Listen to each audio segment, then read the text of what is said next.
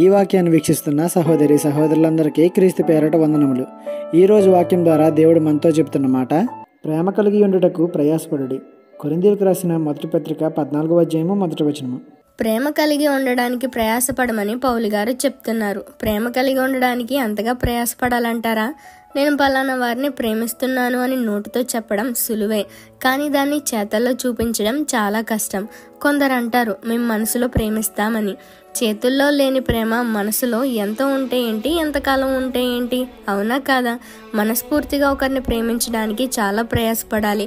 అలా యేసయ్య మనల్ని ప్రేమించాడు. అందుకే తన ప్రాణాన్ని సైతం లెక్క చేయకుండా మన కోసం తన ప్రాణాన్ని త్యాగం చేశాడు.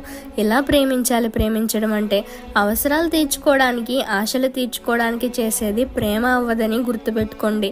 ఎదుటి వారితో మనకి ఎలాంటి అవసరం లేకపోయినా సరే వారిని మనం ప్రేమించగలగాలి. దానికోసం ప్రయాసపడదాం. ఈ చిన్న సువార్త పరిచర్యలో మీ సహోదరులు. God bless you. ఆమేన్.